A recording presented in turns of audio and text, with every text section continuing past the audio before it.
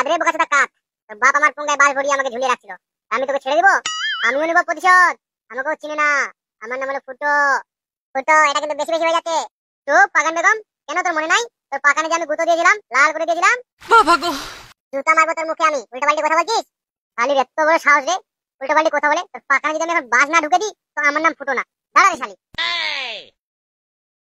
বেশি কথা বলে সত্যি সত্যি ঢুকে দিব। তুই চিনিস না আমার নাম ফুটো, তখন ভালোবেসে পাকানে দিয়েছিলাম গুঁতো, এবার দেবো একদম ফুটো করে। বুঝতে পেরেছিস?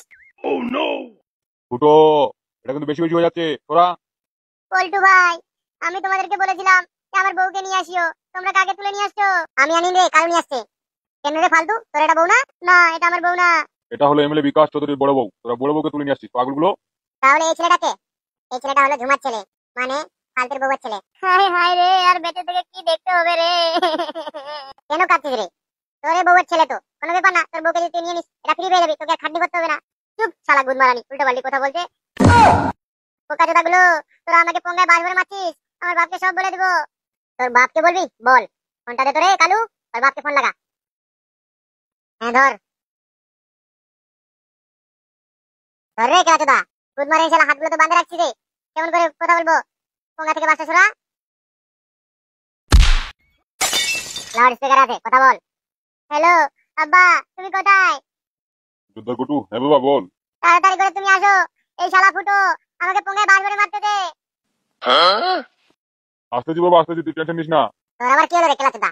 এই বউ পাগলটা কি হবে আবার? বউয়ের চিন্তা করতেছে, ছেড়ে দে ওকে। রে পোঙ্গায় বাস ভরবো? চুপ শালা গুদমারানি। ফুটো ফুটো, ওকে নামা নামা, মরে যাবে মালটা। কালু মাইরে ধরতো। এই এমএলএ ছেলে, দেখতে পাচ্ছিস ওই ছেলেটাতে কাঁদতেছে কেন? কি হয়েছে বাড়া? ওই ছেলেটা হলো তোর মায়ের আগের বর। তোর মার জন্য কান্না করে করে সে এমন হয়ে গেছে, বুঝতে পারছিস? তুই হলি ওর জারের সন্তান। চুপ গুদমারানি চোদা, আমি এমএলএ বিকাশ দত্তের ছেলে। কেন রে, তোর কি হলো রে?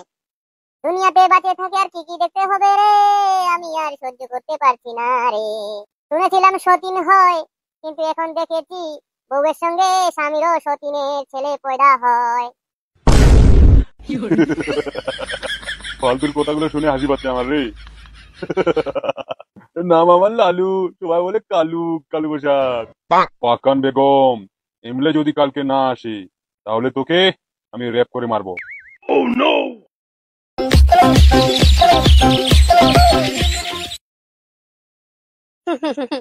দাদা ক্ষমা করে দিন দাদা, তোমার বউকে আর তোমার ছেলেকে কালু ধরে নিয়ে গেছে, তুমি আমাকে শাস্তি দিচ্ছ কেন? আবার কথা বলে চুপচাপ ওখানে দাঁড়া, তোর জন্য এটাই উপযুক্ত শাস্তি, বুঝতে পেরেছিস? দাদা আমি তোমাকে কতবার করে বলছি যে আমার ভুল হয়ে গেছে, ক্ষমা করে দাও, ক্ষমা করে দাও। আমি আর এমন কাজ করবো না জীবনে। তোমার যদি অতই দম থাকে তাহলে তুমি গিয়ে কালুকে আর পল্টুকে আর ফুটোকে শাস্তি দিয়ে দেখাও, তোমার কতবার দম। দাদা তুমি একে ঝুলাই মারছো, তাও বড় বড় কথা বলছে, তোমাকে চ্যালেঞ্জ দিচ্ছে। এটাই তো আমি শুনে অবাক রে, বাঘের কুটকি, কি করা যায় বলতো? ওই যে দাদা, সাদা কুকুরের পায়ের নিচে গোটাকে লকড়ি আছে, আর আমি আগুন জ্বালা দিচ্ছি, ওখানে নিচে আগুন জ্বালা দিক, তাহলে বুঝতে পারবে শাস্তি কাকে বলি। এবার হবে তোর শাস্তি রে হামসাফার। এতক্ষণ তোকে ঝুলাই মারছিলাম, এবার তোর নিচে আগুন জ্বালাই তোকে মারবো। এবার বুঝতে পারবি এমএলএ কতটা খাতারনাক জিনিস। সাদা কুকুর, তোর পায়ের নিচে যেগুলো লকড়ি আছে না, উঠাই নিয়ে আয়, হামসাফারের নিচে রাখ। কেউ হুকুম বড় ভাই।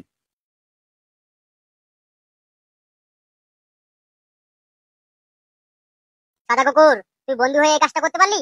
আমি না ভুল করতেছি, তুই দাদাকে একটু আমার ব্যাপারে বলতেও পারিস না? তুইও দাদার সঙ্গে তাল মিলিয়ে চলতেছিস। কি করবো আমি রে হামসাফার, ভুল তো তুই করছিস, আমি বলে আর কি হবে? বলি তাও একবার দেখি কি হয়। দাদা আমি বলছিলাম কি, এই শাস্তিটা না দিলে হয় না? ওই ঝুলে আছে ঝুলাই থাকুক, এটা একটু বেশি বেশি হয়ে যাচ্ছে। কেন রে, তোর মায়া লাগছে নাকি? দাদা মায়া লাগছে না, একসঙ্গে 7 বছর ধরে কাজ করেছি, আবার যদি মানে এমন শাস্তি দাও, একটা মায়া লাগবে না? एमएलए जो एक बार कमेंटमेंट कर लेता है बाद में किसी का सुनता नहीं है, तेरे को पता नहीं है? দাদা লাঠিটা ধরুন, দাদা লাঠিটাতে আগুন ধরানো আছে, তুমি শুধু খালি নিচে জ্বালাই দাও। এবার হামসাফার, জীবনের প্রথম তোকে আমি এমন শাস্তি দিচ্ছি, এই শাস্তিটা তুই আজীবন মনে করে রাখবি। দাদা আমি কি বলি? কি রে? দাদা টাকা তো জোগাড় হয়নি, তো আমি বলছি কি, তাহলে কি হাফগান্ডুকে ডাকবো নাকি? হাফগান্ডুকে নিয়ে যাবো ওই কালু প্রসাদের আড্ডায়, ওখানে গিয়ে তোমার ছেলেকে আর তোমার বউকে উঠাই নিয়ে আসবো। হাফগান্ডুর কাছে সমস্ত কিছু পাওয়ার আছে, আর ও যে খাতারনাক লোকও, যাকে দেখবে তাকে একদম জিন্দায় আগুন জ্বালা দিবে। ওহো, আমি তো ভুলেই গেছিলাম রে, হাফগান্ডু কোথা রে, মনে করে দিলি রে, অনেক অনেক ধন্যবাদ তোকে বাগের পুটি। দাদা তোমরা তাহলে যাও, আমি হামসাফারকে এখানে পাহারা দিচ্ছি। না না না, আমরা এত বোকা না যে তোকে আমরা ছেড়ে হামসাবারকে চলে যাবো, তুই হামসাবারকে তখন খুলে দিবি। আমি থাকবো এখানে, হামসাবার জ্বলবে, আমি দেখবো। ঠিক কথা বলেছিস কালুডন। না, আমি কাউকে রাখবো না, বুঝতে পারছিস? তোরা সবাই এখানে আমার সঙ্গে চল এখন।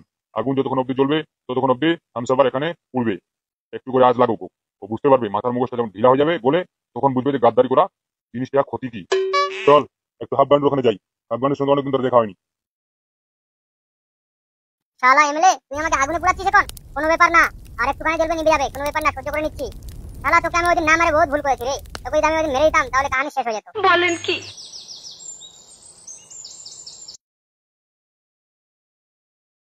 দাদা, এনিথিং ইজ রং? ইয়েস, রং। জোরদার কোটুকে ওদিকে, ফুটু আর ফালতু পঙ্গায় বাজ মনে মারতেছে। আর তোরা এখানে বাজ দিচ্ছিস। তাড়াতাড়ি করে চল হাফ ব্যান্ডের ওখানে। দাদা কুকুর, এটাই তো হাফ ব্যান্ডের গুডাউন না? হ্যাঁ দাদা, এটাই তো। হাফ গান্ডু, ও হাফ গান্ডু। এই বোকাচোদা, এখানে পড়ে পড়ে ঘুমাচ্ছিস, তখন থেকে যাচ্ছি যে। কোন গুদ মারানি রে, ঘুমের সময় ডিস্টার্ব দিচ্ছে?